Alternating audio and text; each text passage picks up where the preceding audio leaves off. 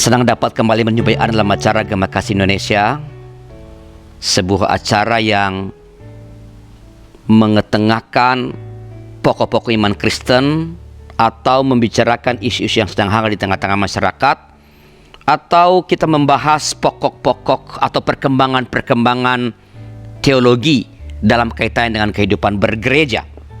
Saya, Pendeta Rizla Rosa, pemandu percakapan. Dan dalam episode kali ini kita akan berbincang tentang narasi air di dalam baptisan. Narasi air dalam baptisan, dan kita akan diberikan pencerahan oleh narasumber kita kali ini oleh Bapak Pendeta Dr. Rashid Rahman. Selamat datang Pak Rashid. Terima kasih Pak. Sahabat bisa berinteraksi dengan kami dengan menuliskan pertanyaan atau komentar di chat room yang sudah tersedia, dan nanti Bapak Pendeta Rashid dengan senang hati akan merespons saudara-saudara. Pak Rashid, kita bicara mengenai narasi air di dalam baptisan, ya. Saya tertarik untuk Pak Rashid memberikan penjelasan tentang bagaimana sih asal muasal sehingga gereja memanfaatkan air dalam ritus inisiasi, dalam hal ini dalam ritus baptisan, Pak.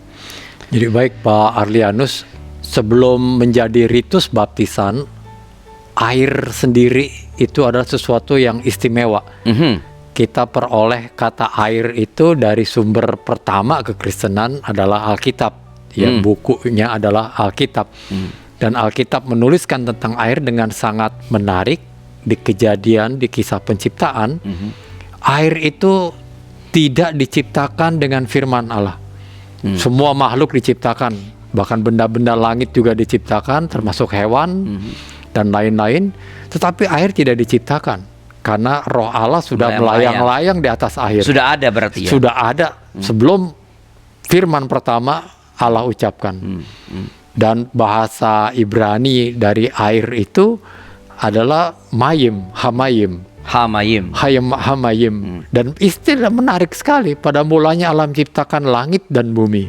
Dan langit itu dalam bahasa Ibrani shamayim, hashamayim. Dan mungkin ada kata air di dalam langit, di dalam kata langit dalam bahasa Ibrani. Unsur.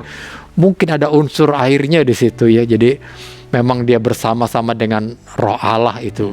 Sehingga air dipahami oleh masyarakat Ibrani mempunyai efikasi, mempunyai kemujaraban, mempunyai kekuatan tertentu.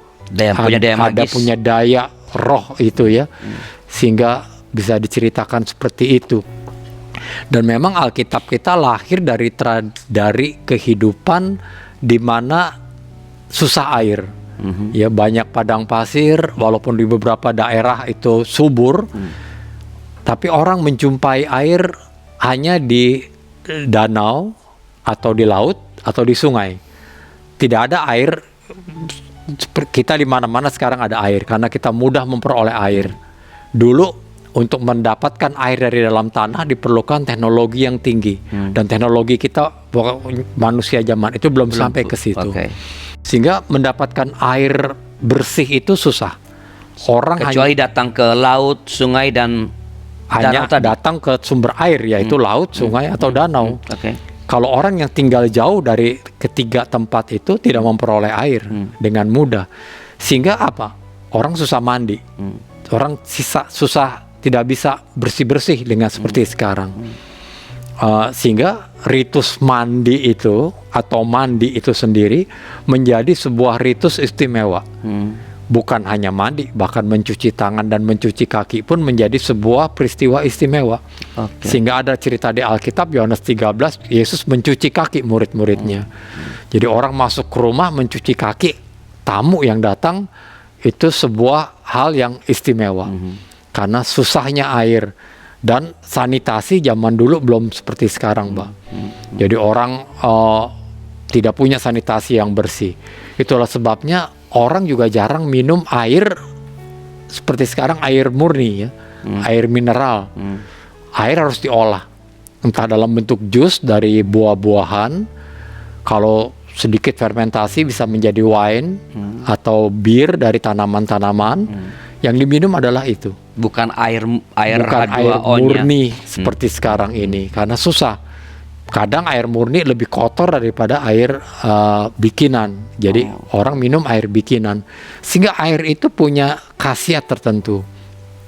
Lalu belum lagi yang makhluk yang ada di dalam air. Karena airnya mempunyai khasiat, makhluk di dalam air juga mempunyai keistimewaan. Dianggap punya kekuatan juga. Punya kekuatan seperti ikan, ya kerang itu. Orang mengambil ilustrasi atau analogi untuk kehidupan yang istimewa, untuk penyembuhan, untuk kekuatan itu dari analogi makhluk air. Dari makhluk-makhluk air. Kan ada cerita di kitab Tobit ya, Deuterokanonika, bahwa isi perut ikan itu untuk kesembuhan. Isi perut ikan. Iya, si Tobias itu punya cerita ayahnya dan anaknya, itu menarik ya. Kita tidak punya Deuterokanonika, tapi ada dalam cerita kitab Tobit itu.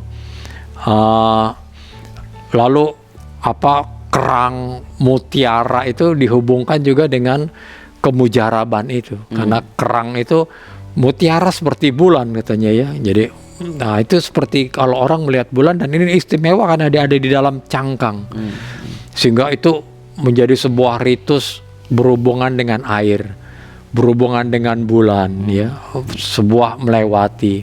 Dan cerita-cerita air di dalam Alkitab bergelimpangan, terutama adalah Paskah.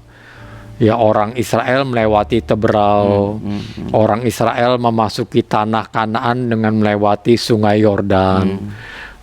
Ada air, Roh Allah melayang-layang di atas air.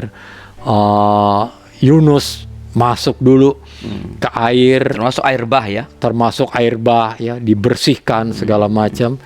Dan itu menjadi doa kemudian hari oleh gereja, oleh tradisi Lutheran. Jadi ada yang disebut dengan doa air bah untuk baptisan. Jadi ketika baptisan ada sebuah narasi yang disebut dengan judul doa air bah. Kenapa air bah? Karena cerita air itu. Tapi sebetulnya ada cerita Yunus, ada cerita orang Israel masuk tanah perjanjian, termasuk cerita air bah, termasuk cerita Yesus memasuki kematian. Jadi air itu sebagai lambang kematian juga kehidupan, selain pembatas, ya, pembatas antara yang lama dan yang baru, ya, inisiasi. Jadi kira-kira seperti itu, Pak. Jadi orang masuk. Lalu tradisi-tradisi padang pasir, Qumran misalnya ya, juga orang diterima oleh komunitas tersebut setelah dimandikan, melewati air. Lalu mereka perbarui itu setiap hari dengan, setelah selesai bekerja, orang mandi dulu baru makan dalam perjamuan malam bersama. Jadi melewati air dulu.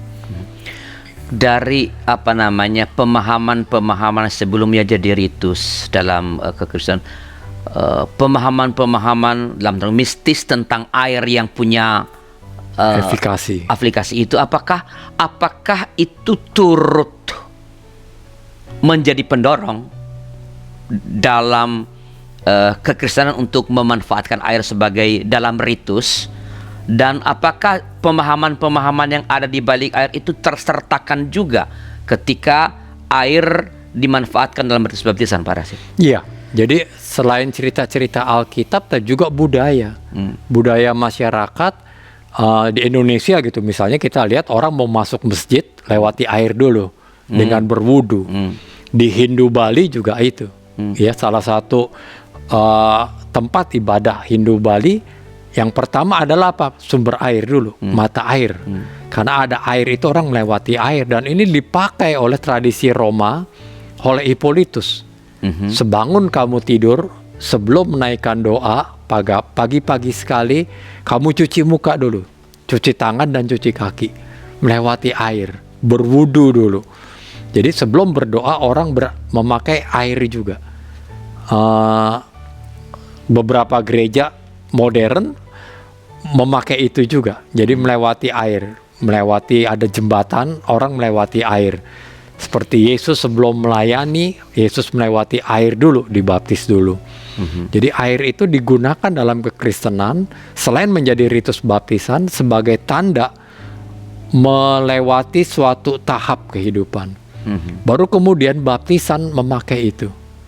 Ya, menjadi orang yang baru. Kan Yohanes membaptis, bersiaplah kerajaan Allah atau kerajaan sorga sudah dekat. Bertobatlah. Bertobat, berbalik. Tapi berbalik dalam arti melewati air. Jadi Yohanes memakai air itu. Kan tadi Paris mengatakan bahwa pada waktu itu tuh air itu sangat susah. Lalu bagaimana ketika di tempat-tempat tertentu tidak ada air, sangat jauh dari sumber air dan belum ada teknologi untuk memindahkan air dari sumbernya itu ke tempat-tempat di mana penduduk bermukim. Ya, tetapi ritus baptisan harus dijalankan, kira-kira begitu Pak ya. Tapi orang ini tinggal di tempat yang jauh dari air dan pendeta tidak dapat air juga.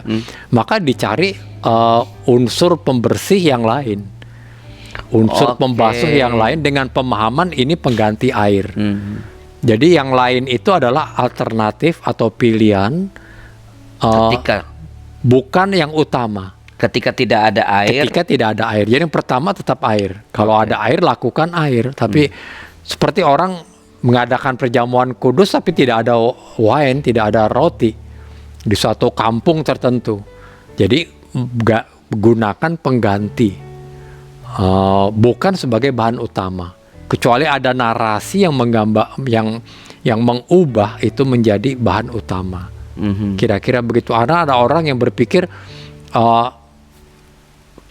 kapan air digunakan gitu misalnya. Kalau artinya sebelum air ada yang menggunakan bukan air. Terbalik, malah pertama sekali dalam kekristenan ada menggunakan air. Jadi sejak awal praktek baptisan dalam kekristenan itu memanfaatkan air, bukan yang lain. Bukan yang lain. Bahkan sebelum ada baptisan, air sudah digunakan untuk mencuci. Jadi yang pertama adalah mencucinya. Kan mencuci tangan dalam Alkitab digunakan kata baptis. Iya. Memasukkan roti ke air, ke kuah itu menggunakan kata baptis juga. Memerciki juga disebut baptis toh. Memerciki juga memakai kata baptis. Ya, mencuci jubah juga memakai kata baptis dalam Alkitab. Alat-alat peralatan ibadah, perabot harian itu bahkan pakai kata baptis juga. Jadi yang pertama-tama baptis berhubungan dengan air, Pak. Oke. Jadi sekali lagi bahwa sejak pertama kali ritus baptisan dipraktekkan oleh kekristenan sudah memakai air. Itu yang utamanya. Iya. Tetapi ketika di tempat tertentu memang sama sekali tidak ditemukan adanya air, maka dicarilah pengganti yang fungsinya membersihkan. Nah, mencuci. apakah pernah terjadi misalnya bahwa karena ketiadaan air lalu misalnya orang membaptiskan dengan apa namanya pasir, karena pasir bisa mencuci piring juga. Pernah kita praktekkan itu di tempat tertentu.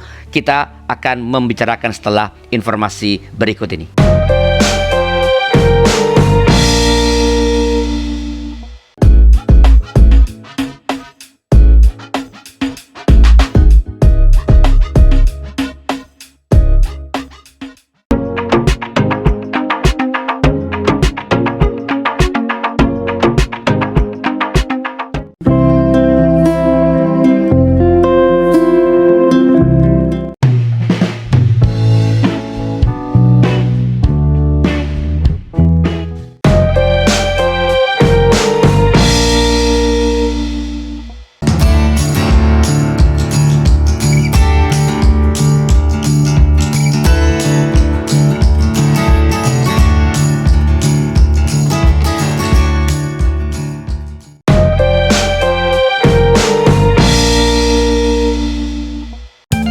Sahabat, mari dukung pelayanan dan pekabaran Injil melalui YKB dengan membagikan link acara ini kepada sebanyak mungkin orang.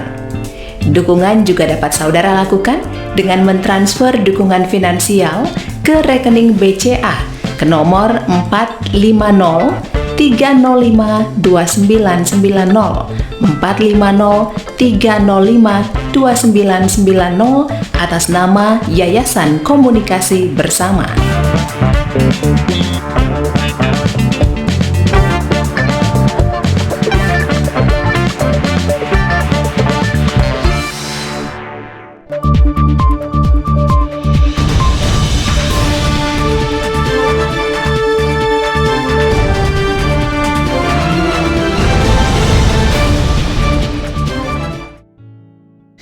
Terima kasih masih bersama kami dalam acara Gema Kasih Indonesia.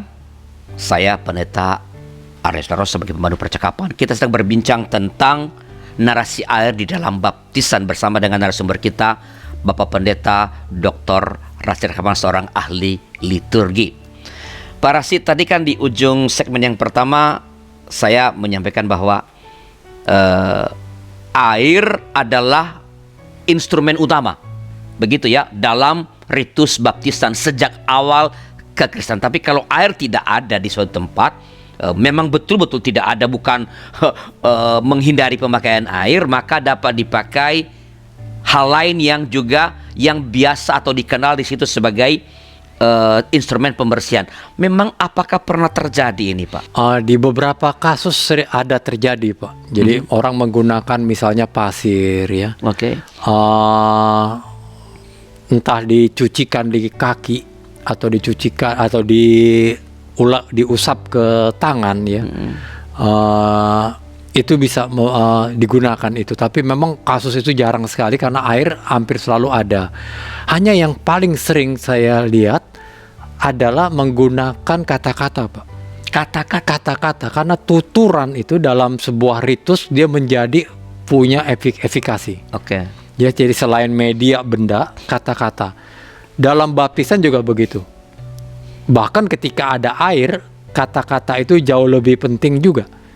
Dalam beberapa kasus baptisan dalam keadaan darurat, air sudah disiapkan, tapi pendeta selalu bertanya, apakah calon baptis tersebut yang sudah dalam keadaan sekarat masih sadar?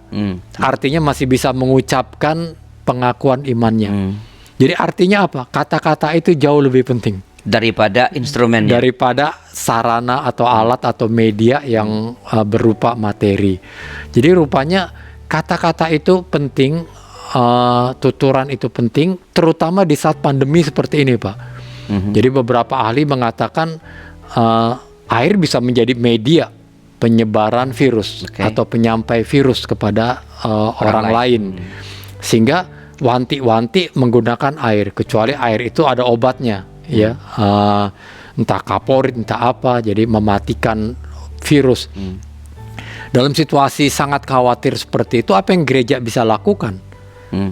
Pendeta bisa mengusulkan atau gereja bisa memberikan usul, gunakan kata-kata Tanpa air.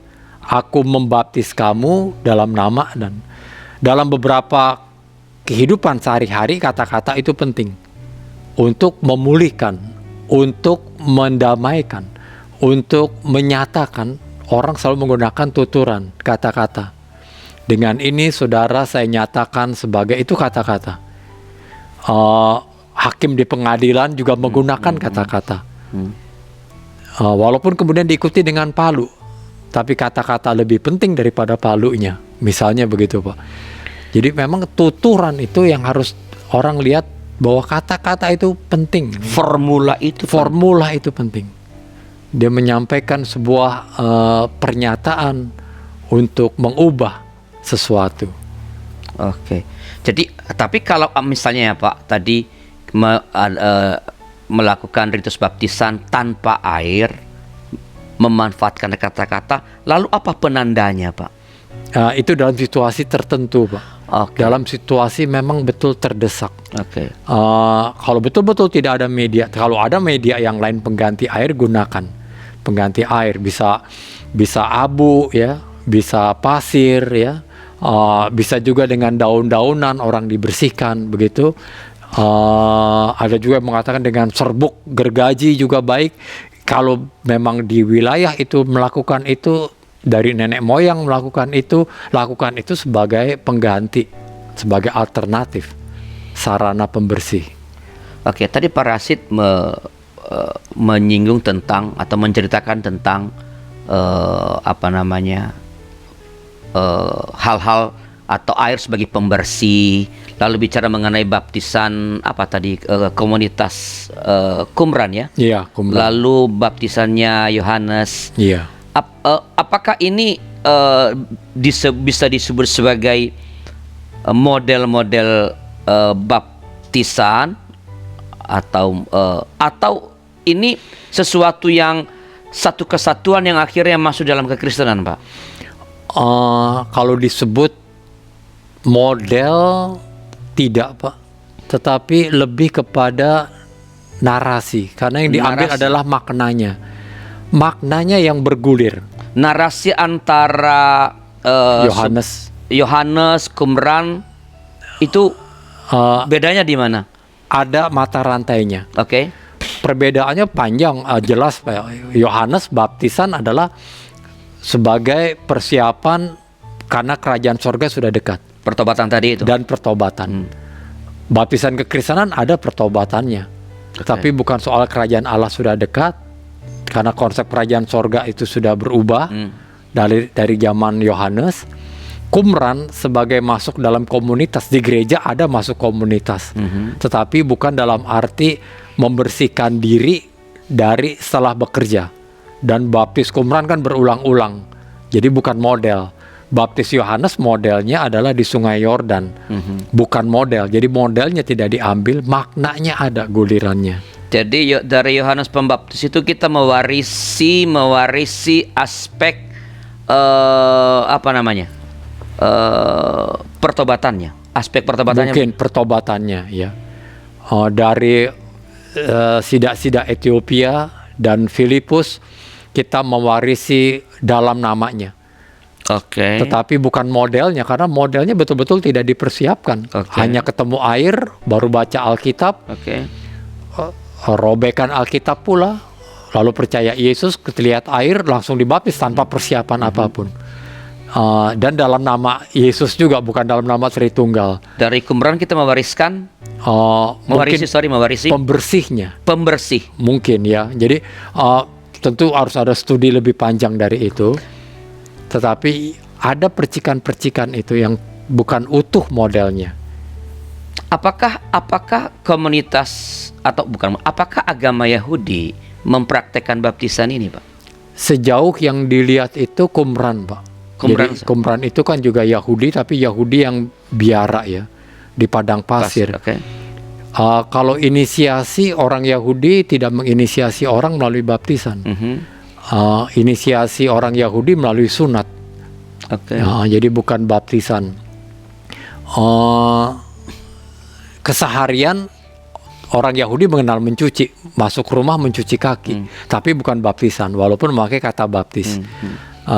Jadi bukan baptisan model Kristen sekarang ini, Pak. Tapi itu pencucian kaki atau tangan itu dalam rangka pembersihan. Pembersihan dari luar masuk ke rumah. Lebih pada kesehatan, kehigienitas, ya.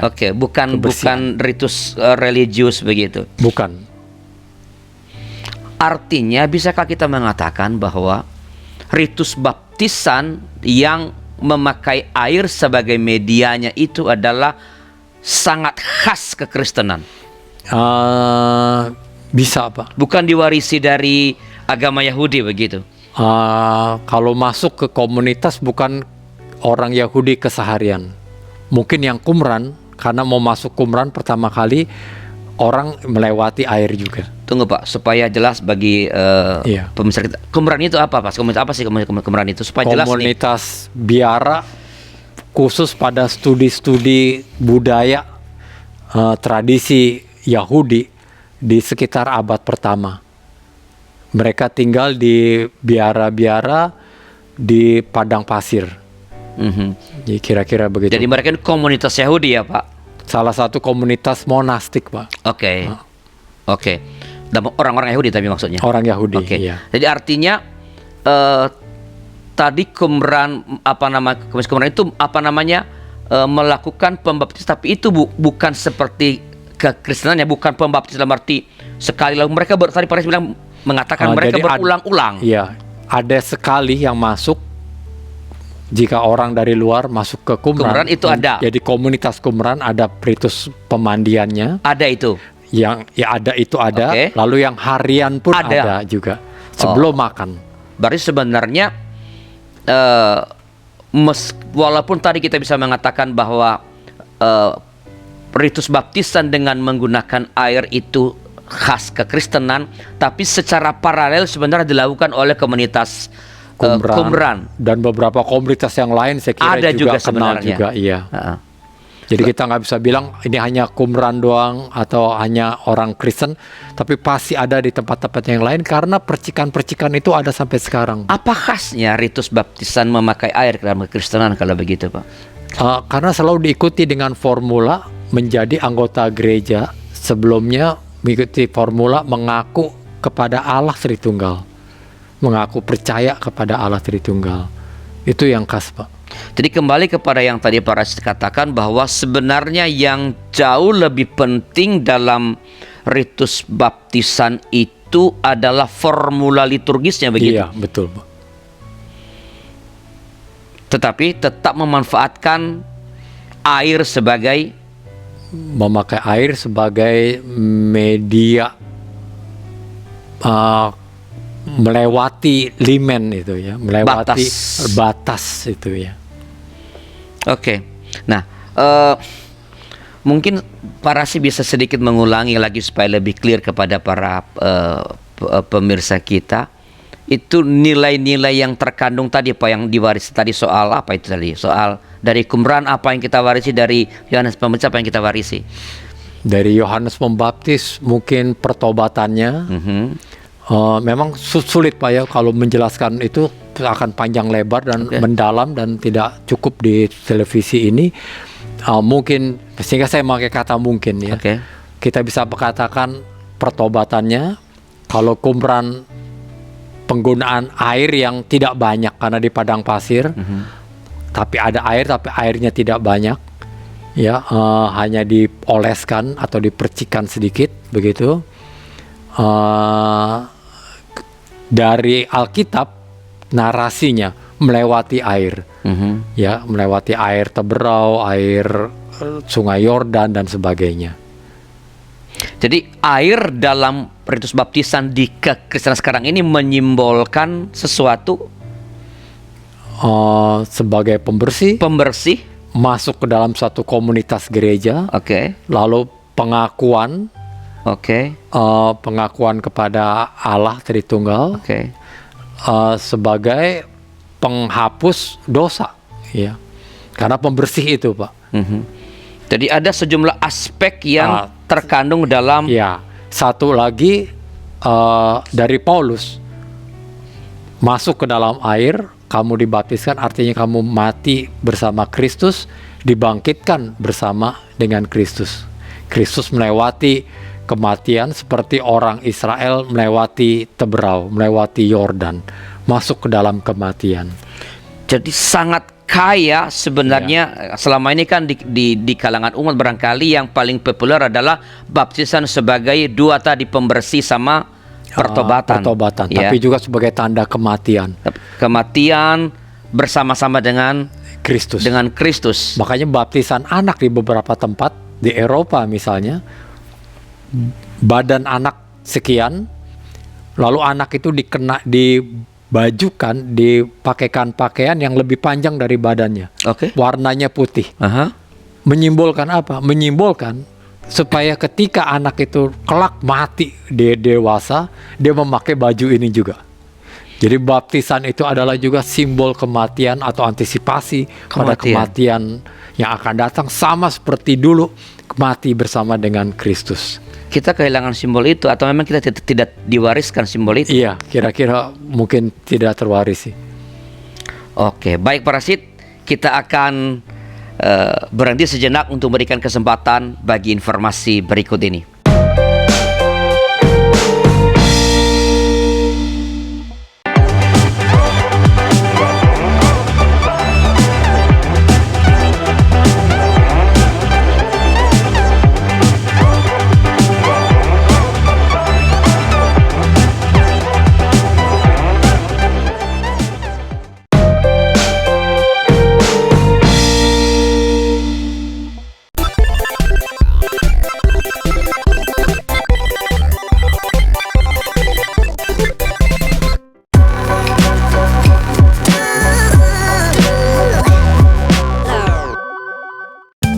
Sahabat, mari dukung pelayanan dan pekabaran Injil melalui YKB dengan membagikan link acara ini kepada sebanyak mungkin orang.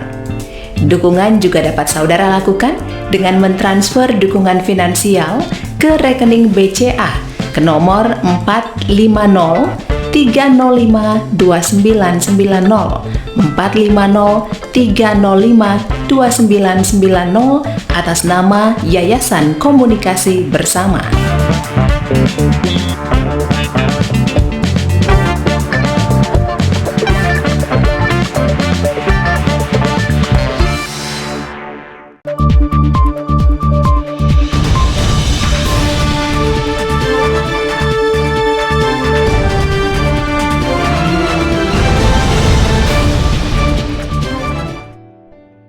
Sahabat, terima kasih masih bersama kami dalam acara Gema Kasih Indonesia. Saya Pendeta Arnestor sebagai pandu perbincangan atau percakapan kita. Kita sedang berbicara tentang narasi air dalam baptisan bersama dengan narasumber kita Bapak Pendeta Dr. Rashid Rahman.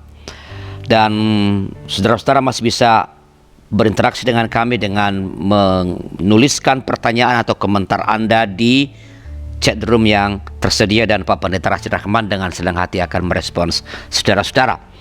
Pak Rashid, ini segmen yang terakhir, Pak. Ya, karena salah satu aspek yang ada dalam baptisan adalah pembersihannya, Pak. Ya, dan saya kira bersih ini kan milik seluruh umat manusia nih, soal keinginan untuk bersih. Apakah ritus pembersihan semacam ini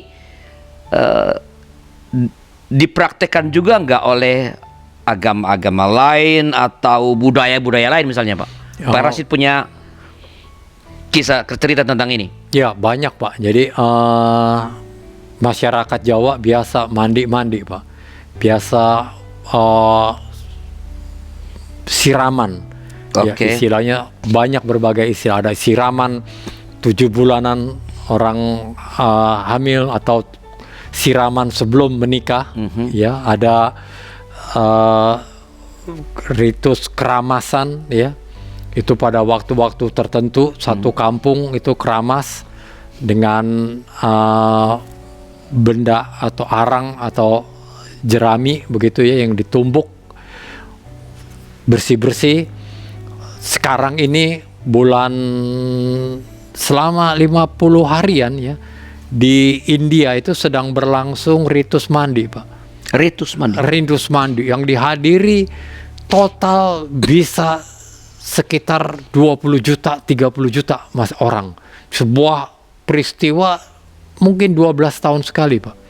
Jadi sekarang ini sedang ada upacara besar atau ritus besar selama hampir 3 bulan ini di India. Oh ya? Baru bulan Januari, lalu sampai sekitar Mei baru selesai.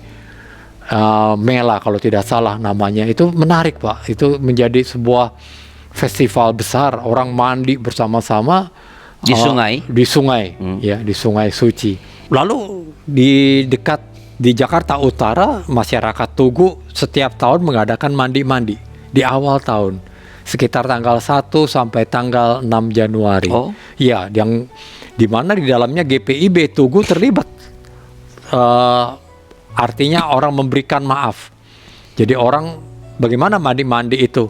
Mengoleskan bedak basah ke pipi orang lain. Orang yang dioleskan tidak boleh marah, itu tanda memberi maaf dan memaafkan. Meminta maaf dan memaafkan kesalahan di tahun yang lalu. Kesalahan sosial di tahun yang lalu. Jadi orang pesta ya. Jadi mandi-mandi itu banyak. Di gereja Katolik selalu biasa ada air sebelum masuk gereja, mengingatkan pada baptisan. Saya orang yang dibaptis begitu masuk ke gereja, saya diingatkan itu. Di masyarakat di Muslim ada sebelum masuk masjid orang berwudu dulu. Ya. Banyak sekali, Pak, upacara mandi itu di masyarakat kita.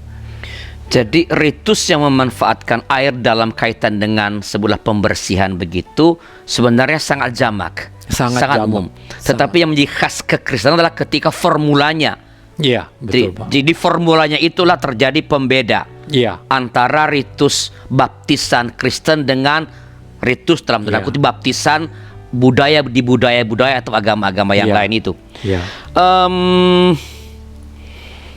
Di baptisan itu kan pada dalam kehidupan bergereja, paling tidak di kalangan gereja-gereja Protestan dan Katolik, itu kan sebuah peristiwa sekali seumur hidup. Betul. Tidak diulang. Mengapa Pak nggak boleh diulang Pak? Ini juga pilihan, Pak. Pilihan ajaran gereja di kemudian hari. Jadi di zaman Perjanjian Baru tidak disebut ini sebagai sakramen yang tidak diulang. Jadi kemudian hari ketika gereja mendefinisikan sakramen, lalu terdefinisilah ada sakramen yang diulang seperti Ekaristi, pengakuan dosa misalnya, tapi ada sakramen yang tidak berulang seperti penahbisan misalnya. Lalu salah satunya adalah sakramen baptisan, termasuk sakramen yang tidak diulang. Dan konfirmasi tentu sidik, atau kemudian sidik juga boleh diulang ya. Tapi baptisan termasuk definisi yang tidak diulang. Jadi itu ketetapan gereja. Apakah ada argumen atau konsep tertentu di balik ketetapan gereja bahwa baptisan adalah ritus yang tidak boleh diulang itu Pak? Karena salah satunya memang dari pertobatan itu Pak. Orang mengaku dosa, bertobat.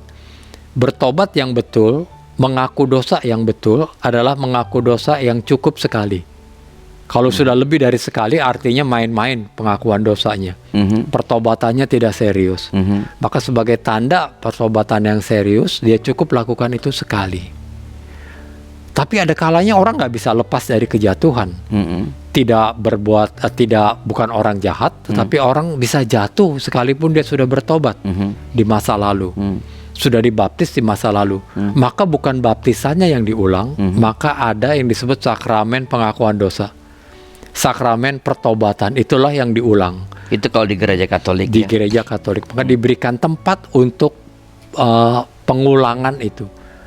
Ya, jadi pengakuan yang diulang, tetapi bukan baptisannya.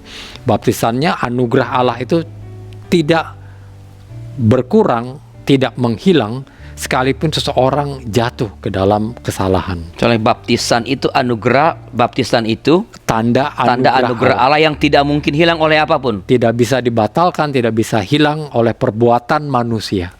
Oke, termasuk kalau ia mengingkari imannya. Kecuali itu hal yang lain lagi Pak. Kalau dia murtad misalnya, dia mengingkari iman, memang gereja kemudian bergumul lagi. Dan beberapa gereja sudah mulai, ya karena kamu sudah meninggalkan iman, lalu kembali lagi kepada iman ini, sehingga kamu sudah pernah ada yang hilang, jadi dianggap baru Pak. Maka dia dibaptis lagi. Oh, jadi kalau seseorang sudah meninggalkan imannya, mengingkari imannya, lalu kembali lagi, ia mesti dibaptis kembali karena dianggap setelah melewati keputusan gereja. Jadi ini juga keputusan gereja juga. Ya, jadi kalau gereja Katolik punya sakramen pengakuan dosa, kalau di Protestan penggantinya apa? Karena baptisan tidak boleh diulang. Ada pengakuan dosa walaupun tidak sakramen, Pak.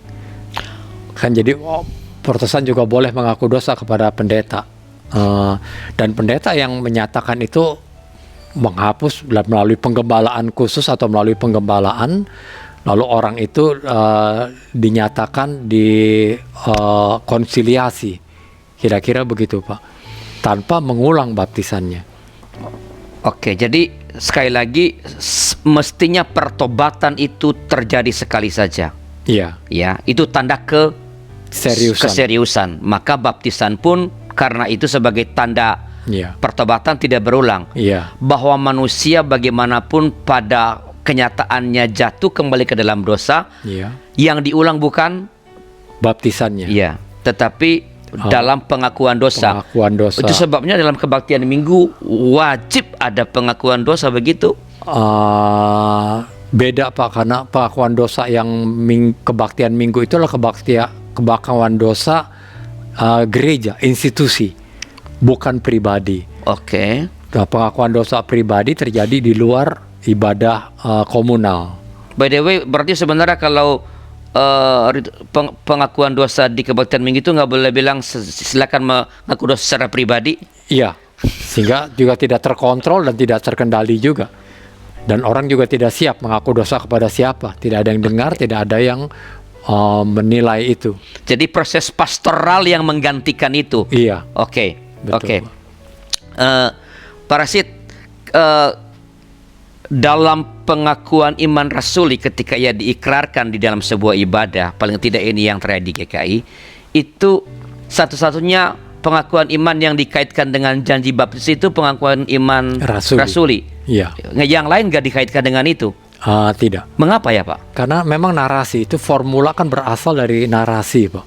Jadi narasinya adalah ketika belum ada pengakuan iman rasuli, sebelum ada pengakuan iman apapun di dunia ini, orang baru mengaku kepada Yesus, kepada Allah Tritunggal. Dan itu diucapkan juga di dalam baptisan. Ketika seseorang mau dibaptis, di sebelah kolam baptisan, pastor bertanya, apakah kamu percaya kepada Allah yang menciptakan langit dan bumi? Ya, aku percaya. Apakah kamu percaya kepada Yesus Kristus, anaknya, yang lahir dari Bunda Maria? Ya, aku percaya. Apakah kamu percaya kepada Roh Kudus dan gereja yang kudus? Ya, aku percaya. Maka ia dibaptis. Pengakuan-pengakuan iman, baik melalui pertanyaan pastor maupun calon baptis itu, yang kemudian hari di abad ke-7 menjadi pengakuan iman rasuli. Diformulasikan berdasarkan menjadi yang kita kenal dengan pengakuan iman rasuli. Sumbernya dari pengakuan saat baptisan. Dan itu ketika menjadi pengakuan iman rasuli itu tetap dipakai untuk baptisan.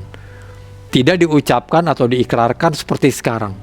Karena pengikraran pengakuan iman itu baru terjadi di abad ke-9. Yang diikrarkan pun bukan pengakuan iman rasuli, Pak. Yang diikrarkan adalah pengakuan iman Nicea Konstantinopel dari abad ke-3. Jadi dari konsili yang pertama itu, konsili Nicea 200 sekian.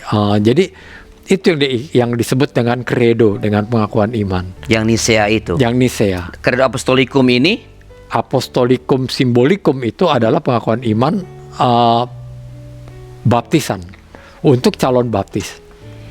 Hanya kemudian menjadi lebih populer dari Nicea karena lebih pendek, lebih sederhana, lebih pendek, lebih bisa dihafal. Kira-kira begitu. Maka sampai sekarang disebut dengan credo adalah pengakuan iman Nicea. Sebenarnya. Iya. Kalau pengakuan iman rasuli lebih disebut Apostolikum Symbolikum. Iya. Jadi mengapa pengakuan atau pengikraran pengakuan iman rasuli itu diingatkan atau dikait dengan untuk mengingat pada janji baptisan? Karena memang formula yang kita dapat sekarang ini didasarkan pada janji seseorang ketika menerima sakramen baptisan. Jadi kita tidak mengulang baptis, tapi apa yang mengingatkan kita sebagai orang yang dibaptis, pengakuan iman rasuli. Jadi sekali lagi baptisan sekali, ya bagaimana supaya kita terus-menerus mengingat bahwa kita orang yang telah dibaptiskan dengan pengakuan iman rasuli. Kalau gereja Katolik lebih gampang ya, ada air masuk ke gereja. Iya. Ketika ada air, ya kita mesti mengingatkan diri kita sebagai orang yang telah dibaptiskan melalui pengakuan iman rasuli. Iya. Baik para sini sangat menarik percakapan kita mengenai narasi air di dalam baptisan ini. Tapi sekali lagi waktu kita terbatas. Sebelum kita mengakhiri percakapan kita kali ini, apakah ada sebuah semacam pesan pastoral atau kesimpulan dari percakapan kita ini? Silakan Pak Rasid. Jadi ibu bapak saudara-saudara sekalian dimanapun yang melihat tayangan kami, baptisan bukan hanya peristiwa sesaat.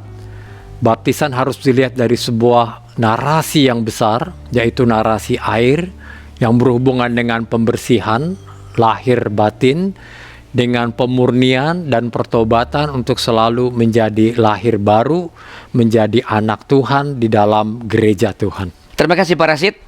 Saya percaya bahwa percakapan kita yang memberikan inspirasi, menjadi berkat bagi banyak orang yang melihat atau menyaksikan tayangan ini. Dan saudara-saudara, inilah akhir dari jumpa kita kali ini. Bila ada masukan-masukan, silakan dikirimkan kepada kami melalui 0812 8188 9191. Saya ulangi, 0812 8188 9191. Sampai jumpa pada episode yang akan datang. Tuhan memberkati kita.